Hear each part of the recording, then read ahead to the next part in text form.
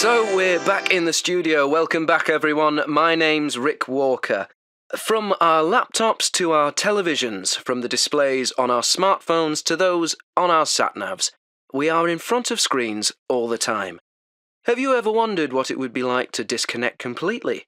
To choose not to have access to the internet? If you have, you may be in need of a digital detox, a total switch off from all things digital. The idea of people taking a digital detox is becoming more and more popular, especially amongst young people. And today, we're joined by someone who's tried a number of digital detox activities and is here to give us some advice about it. Amanda Vince, welcome to the studio. Thank you very much.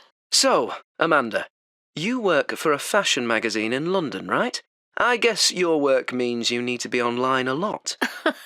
Oh yes.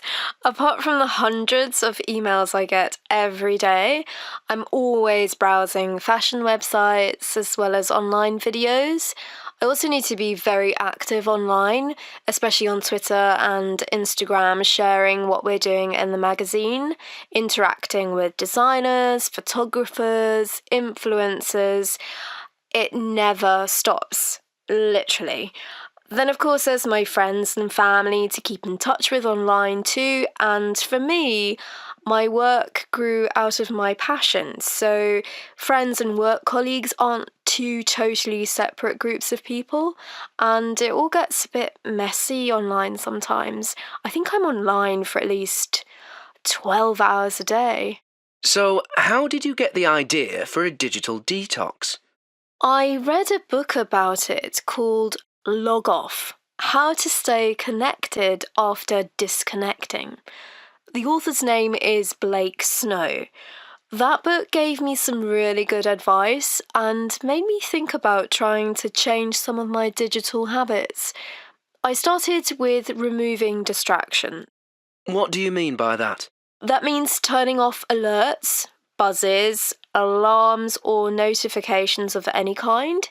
I had notifications set up for everything, and it meant I was always being forced to look at my phone. Removing all of them, except for important contacts, helped me focus immediately. The book also made a really good point that we should ask ourselves why every time we take out our phone. I realised that most of the times I looked at my phone were because I was trying to avoid or ignore something else happening right in front of me. It was an automatic habit.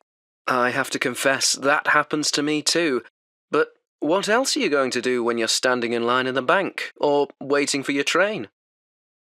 Okay, yes, I'm the first to admit that it's great for helping time go by.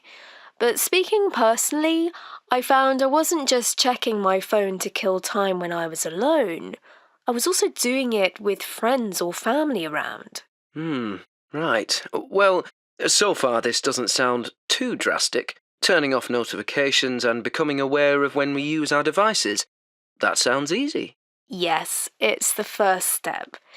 Once we begin to realise just how much of a grip our devices have on us, then we're ready to really take the next step. First, my partner and I did a weekend with absolutely no screens. She found it easier than I did. For me, it was a little bit scary at first, but it turned out to be a pretty rewarding experience. A whole weekend, huh? Well, I don't know if I could... I think everyone has to do this at their own pace. If a weekend feels too much, maybe just try for an evening. Then work your way up to more. I guarantee once you've tried it, you'll want to try it again. We're going to try for a whole week in the summer. OK, let's pause there then and see what our listeners have to say. You can call us here directly or send us a message on any of our social media channels. Oh, should I be saying that? Anyway, more after the break.